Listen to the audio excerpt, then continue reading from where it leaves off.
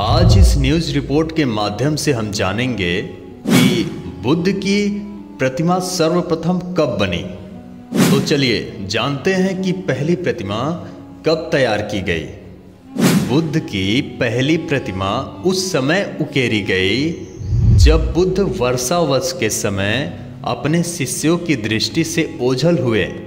तब शिष्यों ने आपस में पूछा कि बुद्ध कहाँ हैं। किसी को कुछ पता नहीं था कि बुद्ध कहाँ हैं। तब शिष्यों ने आनंद से पूछा, लेकिन आनंद को भी पता नहीं था कि बुद्ध कहाँ हैं। तब अनिरुद्ध के पास आनंद गए। अनिरुद्ध ने पता लगाया कि बुद्ध अपनी दिवंगत माता रानी महामाया को धम्म उपदेश देने के लिए त्रैत्रिस्म देवलोक गए हैं। इसका सर्वाधिक अभाव कौशाम्बी नरेश उदयन को खल रहा था और उन्हें बुद्ध की दूरी इतनी खली कि राजा कौशाम्बी नरेश उदयन बीमार पड़ गए। राजा के परिवार वालों ने राजा के बेहतरी के लिए महामोगलायन की मदद ली और महामोगलायन ने शिल्पकार को त्रैत्रिस्म देवलोक की यात्रा कराई और शिल्पकार ने चंदन की लकड़ी पर 5 फुट की बुद्ध की प्रतिमा समाकृति बनाई। राजा उदयन ने देखा और वे प्रसन्न हुए। बुद्ध 3 महीने के बाद शिष्यों के बीच लौटे। तब बुद्ध मुस्कुराए और बोले, प्राणियों की अगली पीढ़ियों के लिए यह तुम पर निर्भर है कि तुम इस सत्य को उन्हें श्रवण कराते रहो। हम बुद्ध की प्रतिमाओं को देखते हैं, तब हम बुद्ध के दर्शन के सार तत्व में रहते हैं। आइए अब यह जानते हैं कि बुद्ध की पहली धातु मुद्रा कब बनाई गई। धातु मुद्रा बुद्ध के जीवन काल में ही बनाई गई, जब कौशल प्रदेश राजा प्रसेनजीत को पता चला कि राजा उदयन ने बुद्ध की चंदन काष्ठ प्रतिमा निर्मित कराया। तब राजा प्रसेनजीत बुद्ध की प्रतिमा तैयार करना चाहा। इसका एक कारण कि बुद्ध के प्रति आदर और दूसरा कारण राजा उदयन के साथ प्रतिद्वंदिता का भाव भी होना। राजा प्रसेनजीत ने सुवर्ण मूर्ति ढालने का आदेश दिया और बुद्ध मूर्ति बनाई गई। यह मूर्ति भी 5 फीट की थी और धातु प्रतिमा बनाने की शुरुआत हुई। उस समय जेतवन बिहार में अनाथ पिंडक ने बुद्ध के सामने वंदन करके बुद्ध से कहा, भगवान, आप जब यात्रा करते हो तब आपकी अनुपस्थिति का अनुभव होता है। और अनाथ पिंडक ने प्रतिमा ढालने की अनुमति मांगी।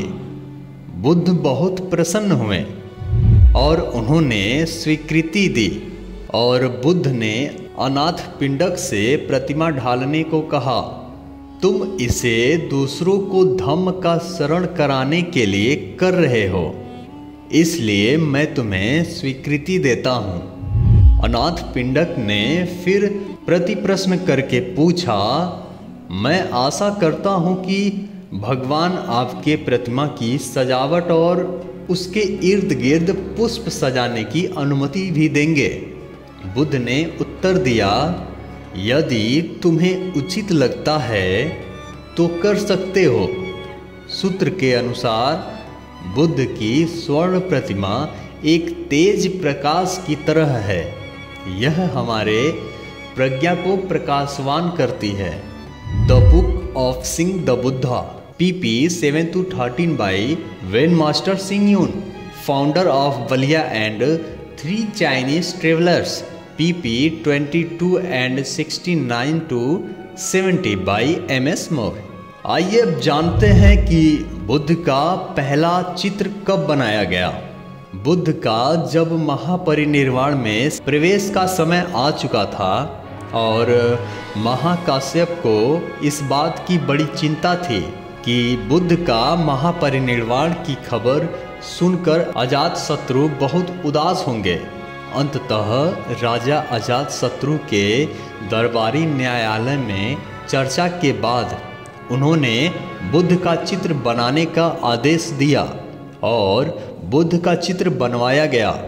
किंतु राजा अजातशत्रु के दरबार की चर्चा के पहले बुद्ध के चित्र पूर्ण नाम के बौद्ध भिक्षु ने बनवाने की जानकारी मिलती है।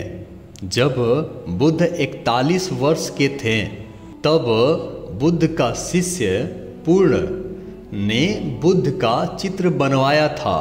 पूर्ण यह नाला सोपारा से श्रावस्ती गए थे। इसे चित्र सुदूर जापान और ताइवान में देखे जाते हैं। इंग्लैंड के ब्रिटिश म्यूजियम में बुद्ध के संग्रहालय का सर्वाधिक महत्वपूर्ण खजाना है। अनेक चित्रों का संग्रह है। इन चित्रों में आज भी पूर्ण के बुद्ध के चित्र का रंग चमकता है। बुद्ध के महापरिनिर्वाण के बाद चीन के भिक्षुओं ने अध्ययन करके भारत की यात्रा की। उन्होंने बुद्ध की चंदन की प्रतिमा देखी तथा उन्होंने उस प्रतिमा के चित्र बनाए और चीन ले गए। हाँ, राजा ने जब इस चित्र को देखा तो वह इतने प्रसन्न हुए कि उन्होंने बुद्ध के चित्र को हसीयांग शहर के मुख्य द्वार पर लगाने की आज्ञा दी ताकि लोग बुद्ध के प्रति श्रद्धा व्यक्त कर सकें। और यह परंपरा चल पड़ी कि बुद्ध के अनुयायी अपने घरों में बुद्ध के चित्र लगाएं। बुद्ध का चित्र या प्रतिमा कितना छोटा या बड़ा है, यह उन सब पर चमकेगा जो आदर व्यक्त करते हैं।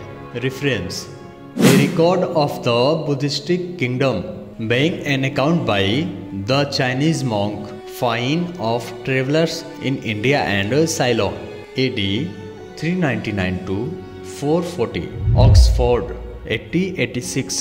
The Book of Seeing the Buddha, pp 7 to 30, by Wen Master Seeing Yung, founder of Valia, 3 Chinese travelers, pp 22 and 69 to 70 by MS Moore।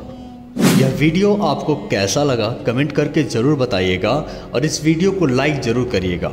और जो भी मित्र हमारे इस चैनल पर नए हैं उनसे हमारा निवेदन है कि इस चैनल को सब्सक्राइब जरूर करें और इस वीडियो को लाइक ज़रूर करें। और हाँ, इस वीडियो को अपने मित्रों में शेयर ज़रूर करें ताकि उन्हें भी इसकी जानकारी मिल सके। और जो भी मित्र इस वीडियो को अभी तक देख रहे हैं उन सबको बहुत बहुत मंगल कामनाएं। मिलते हैं आपसे एक अगले वीडियो में। नमो बुद्धाय।